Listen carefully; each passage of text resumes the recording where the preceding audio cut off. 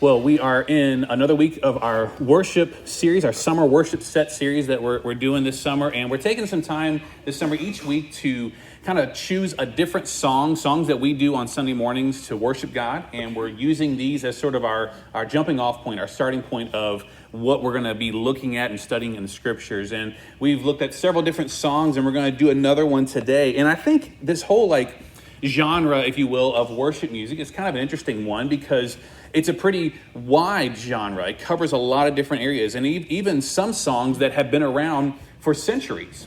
In fact, if you think about one of the most famous worship songs, Amazing Grace, was actually written just a couple years after our nation declared its independence. In 1779 was when it was written.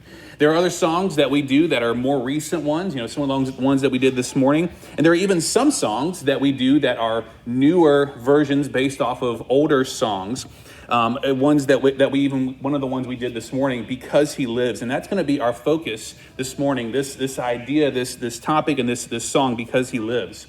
Now, the original song was written by Bill and Gloria Gaither back in the 1960s. And there's some story kind of behind the whole reason why this song even came about. There was an interviewer who did an article on the Gaither couple and the reason they wrote this song. And it said at one point, Bill was going through some real health issues.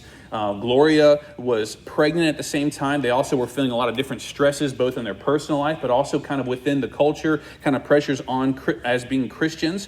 And it felt like for them, it was just mounting more and more. Things were just piling up on top of them. And then it came to a point where Gloria gave birth. And then a few months later, she actually was sitting in her living room. And she said she just felt the presence of God, God's Spirit, just come on her very heavy in a moment.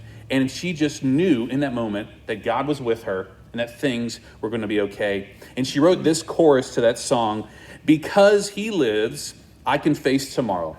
Because He lives, all fear is gone. Because I know He holds the future. And life is worth the living just because He lives.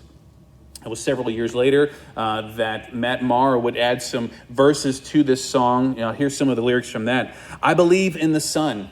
I believe in the risen one. I believe I overcome by the power of His blood.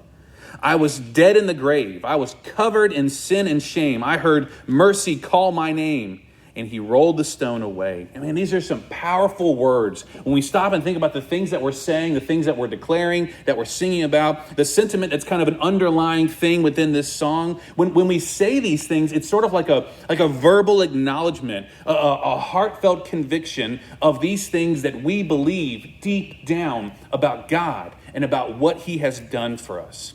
But there seems to be this, what is kind of almost like an eternal problem that humans kind of struggle with. And that is this disconnection between those things that we believe and we hold on to so strongly and the action that we should do, that we should have to put them into play. Now, in the Christian faith, it's very clear. God's word tells us that we are not saved by the things that we do. Thank goodness that it's not about doing enough good things to outweigh the bad things, any of that. We are saved. The Bible tells us in Ephesians chapter 2 and verse 8, Paul writes this, he says, for it is by grace that you have been saved through faith, and this not from yourselves. It is a gift from God, not by works, so that no one can boast.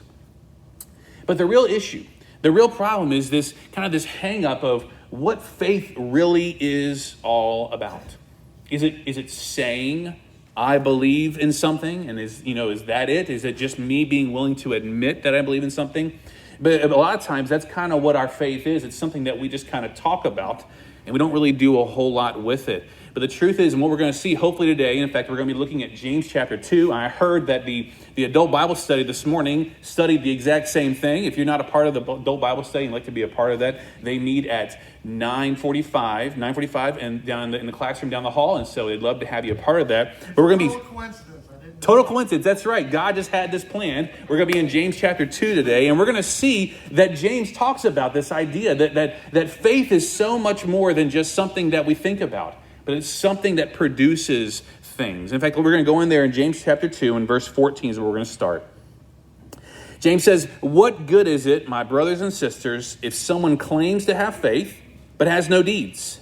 Can such faith save them? Now let's just kind of stop there for a moment. James sets the stage for us for this important discussion with this question.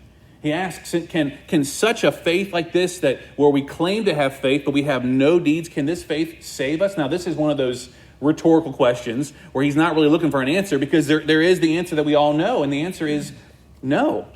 That kind of faith cannot save us. In fact, he goes on now in verse 15. It says, suppose a brother or a sister is without clothes and daily food. If one of you says to them, go in peace, keep warm and well fed. Again, it's the whole thing of just, saying the good things, saying the nice things, but does nothing about their physical needs, what good is it? In the same way, faith by itself, if it is not accompanied by action, is dead. Now, this entire letter here that James he writes here, this is a letter to Christians. He writes this letter in general, just kind of to all Christians. And James he pulls no punches, and he kind of hits a lot of different important topics. And he does the same thing here. And he's very practical and really very frank, and tells us that faith without works is useless. He says, what good is it?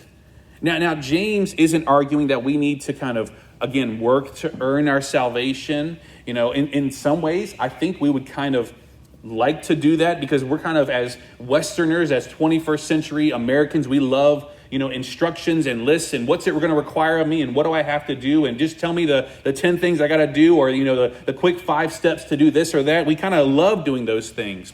Right now, our church is in the process of going through to become incorporated and to also become a legal nonprofit organization, a 501c3 they call it. And we have a law firm that is working with us and kind of walking us through it. And there's a lot of different processes we have to do, different steps. And thank goodness that they're there to help us with that. But it's nice because they tell us, well, here's step 1. You need to do all these things in step 1. When you're done with step 1, we'll move on to step 2. And you do all these things. And when you're done with step 2 and 3 and 4, and we'll kind of move through these different things. We like having the steps so that we can know exactly what do I have to do to make sure I'm doing the right things. Or my family, we love to bake and cook, and I like to eat it, as you can tell. But we enjoy those things. And when it comes to baking and cooking, a lot of times there are specific steps, and a lot of times you have to do things in a certain order. And sometimes we get about halfway through the recipe and we say, "Oh, I was supposed to do that first before this." And you kind of have to try and recover from it. But sometimes it doesn't always work, because sometimes there's chemistry involved and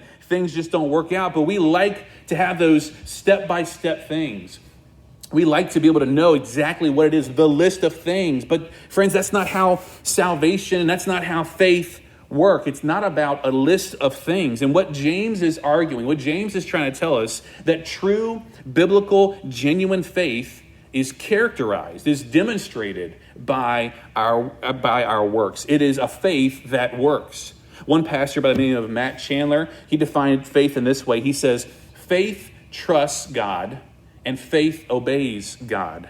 That's really what it's about. Those two, they go hand in hand. And that's why James kind of even illustrates faith when he talks about caring for people. Because it's easy to just say, I believe in God, right? It's easy to just say that, but it's a whole other thing to display that faith through our obedience, which I believe is a big reason why when Jesus was asked, what's the greatest commandment?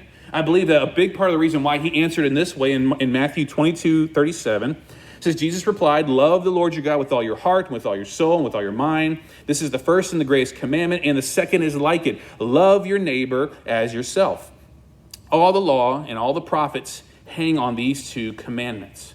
Friends, I believe that a big part of the reason why Jesus said that all the law and the prophets, everything hangs on these 2 things, to love God and love people. I believe that the reason he said these go together in this way is because it's easy for us to say, I love God, and just kind of leave it at that.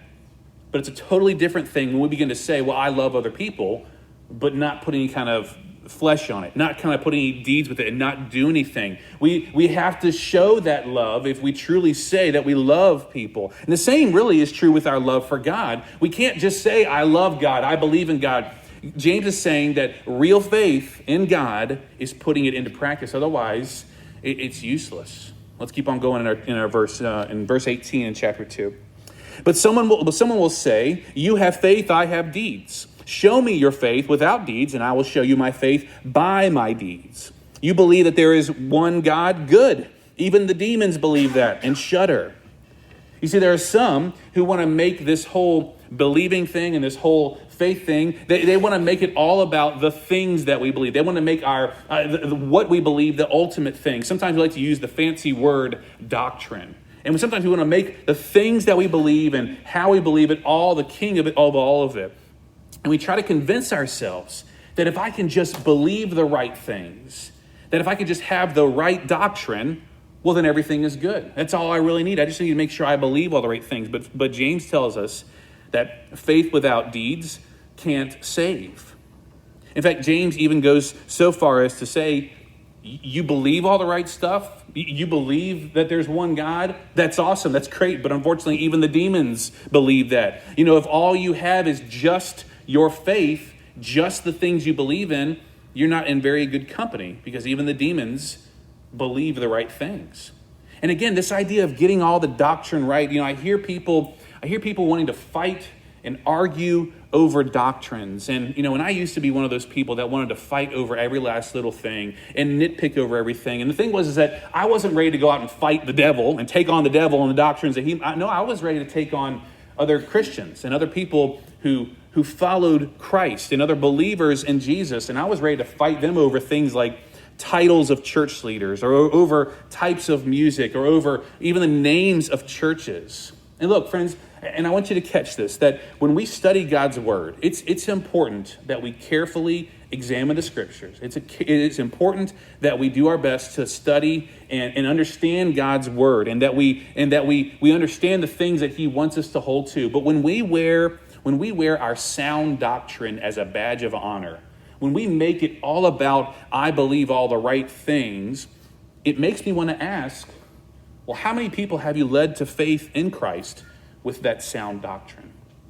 Sadly, more often than not, people who want to make it all about believing all the exactly right things and fighting over all those different sound and perfect doctrines, typically they're the ones that are running people off from a relationship with Jesus. They're pushing them away instead of bringing them in.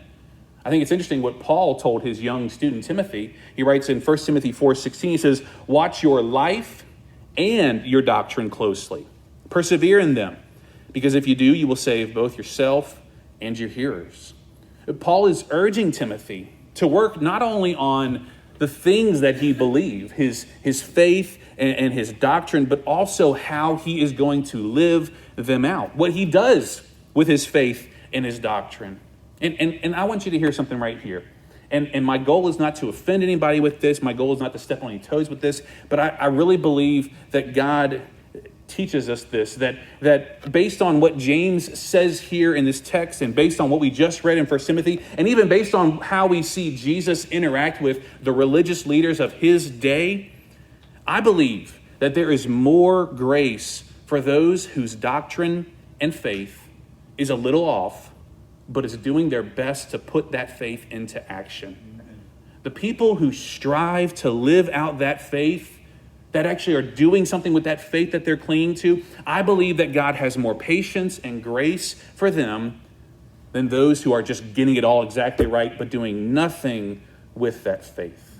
Because James tells us that faith without action, it can't save us. Let's keep on going in verse 20 now. He says, you foolish person. It's getting kind of tough here. Do you want evidence that faith without deeds is useless?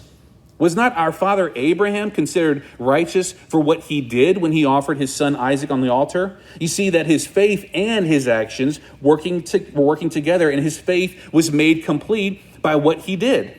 And the scripture was fulfilled that says, Abraham believed God, and it was credited to him as righteousness, and he was called God's friend.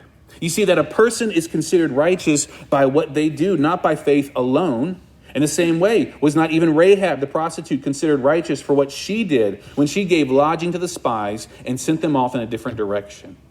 James uses two different illustrations, Old Testament illustrations. A couple weeks ago, we looked at the life of Rahab a little bit. We talked about how many times we just think that her life, just her story ends with helping out the spies and sending them off. But truly, it was written into the genealogy of Jesus. She became the great-great-great-great-great-great-great-great-grandmother of Jesus Christ himself, all because she didn't just have a faith in God, but she did something with it, and she trusted God. And she trusted him to the point that she would take the risk of hiding the spies and sending the ones who are looking for them off in a different direction. But not only that, he even says in Abraham, it wasn't good enough for Abraham just to say, sure, God, I believe in you, because Abraham was called to do something big, to take a big step of faith, to take a big step with his actions with it. You see, faith without action is not faith.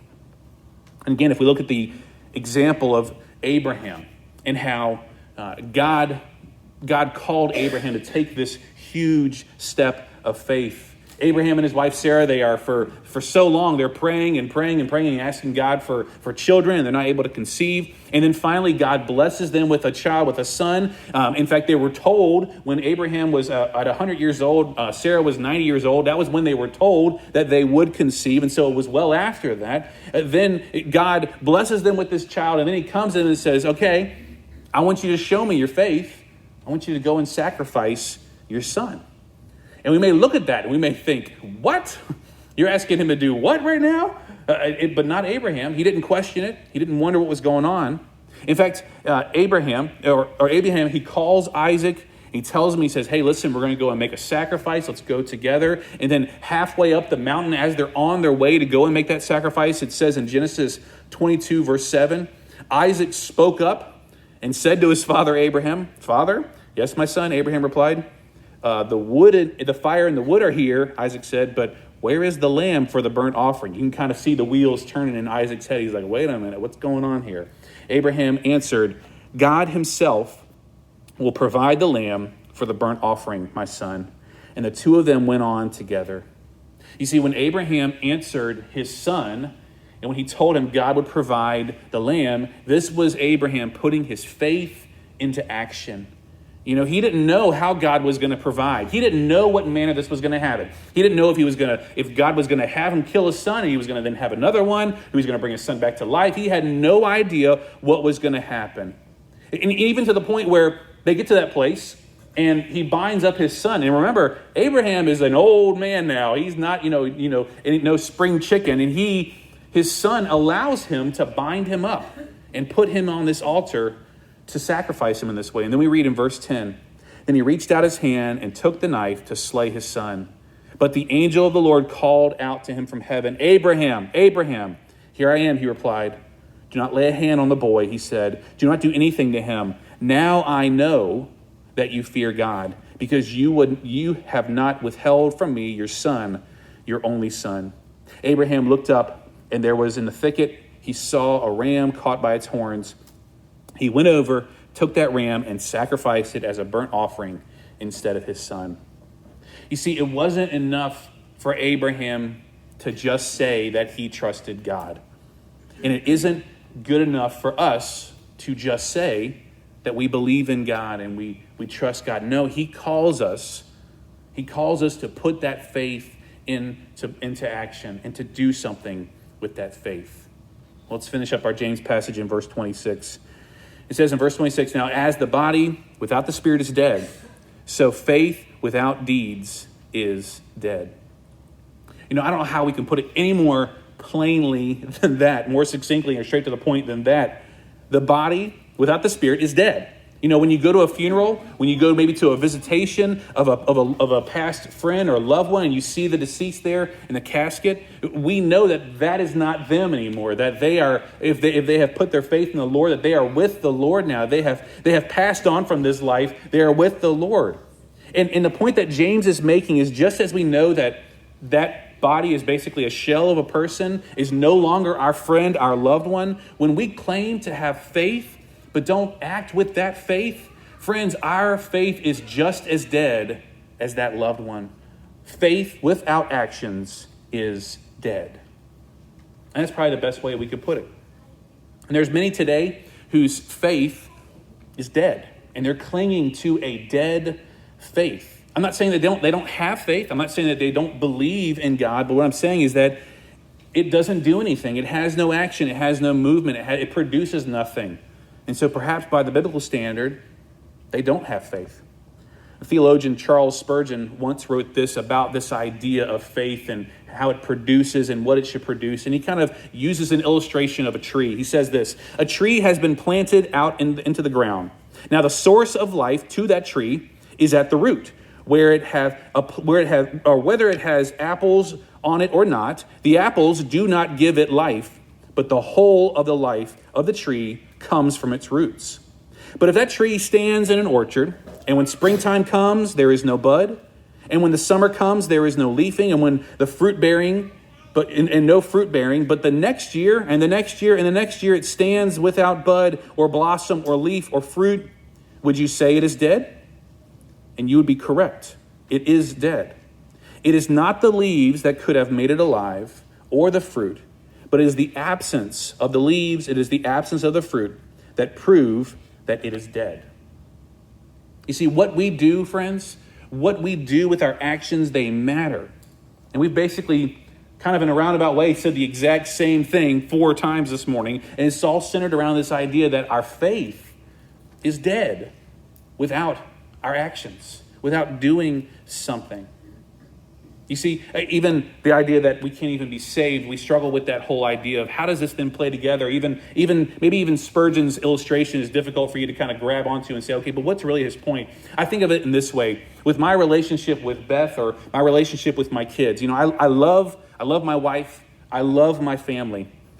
I did not choose that love. I didn't decide, okay, I'm going to love these people. Now I need to do things to make sure that I love them. It doesn't happen that way. When the way it worked is that Beth and I, our paths crossed, our lives crossed. We connected, we became friends, and then a relationship developed. And the more that I'm with Beth, the more it causes me to want to be with her. The more it causes me to want to do things with her and for her. The same thing with my kids. The more that I'm with my kids, the more that I love them, the more it makes me want to do things for them and to show my love to them. But I don't do things for my wife. I don't do things for my kids so that they'll love me. Beth spent the day with Allie at Camp Rudolph yesterday, and Brennan and I were at home, and as life has it, there was laundry in the living room, and we were inside, and I was taking a break, and so I grabbed some laundry and started folding it. I didn't fold that laundry so that it would make me love my wife. I folded that laundry because I love my relationship, and I thought she shouldn't have to do it all herself. I need to participate in this as well. You see, we don't do these acts so that we will love our family, so that we will love our friends. We don't do these acts even so that we will love our God. We do these things because they should be the outpouring, the natural overflow of our love for God. And so that just kind of, to me, it forces the question. It makes me kind of step back and look at my life and ask the question. I even want to ask the question of you, in what area of your life do you need to trust God? In what area of your life do you need to take that step to move in such a way that you actually put some faith into action? It's no longer just about the things that you say you believe. It's no longer just about the things that you try and believe exactly right. But what is it in your life? What areas of your life do you need to actually take a step and trust God? Maybe there's a decision in your life that's been weighing on you. Maybe there's just like a moment that you are going to have to come to and make a decision. You're not there yet, and you've been thinking about it, you've been praying about it, and you kind of feel torn about it, but you kind of know maybe what God would want you to do, but you're afraid to do that. God is ready for you to put that faith into action. Maybe it's kind of even I think David referred to it this morning, or kind of referenced it this morning, of even how we treat people on a regular basis. Maybe the way that you need to put your faith into action is just the way that you are supposed to be loving and treating people and caring for people, even in the simplest of ways. Or maybe for you, putting that faith into action is actually taking that step of faith and actually giving your heart and your life to the Lord, of naming him the king of your life, of saying it's no longer about how I'm going to live, it's about how he wants me to live. Maybe today the decision you need to make is to have that fresh start, to start over. Maybe you need to take that step of baptism, of going down into that watery grave and coming back up a new life, as the book of Romans tells us. Whatever it might be, friends, it is time to stop thinking about it. It is time to stop talking about it, and it is time to do it. Why? Because we think about what we talked about in the very beginning there. of all the things that we know about God, all the things that we know are true about him and what he has done for us. Friends, it's time that we stop just singing about all those wonderful things and live them out.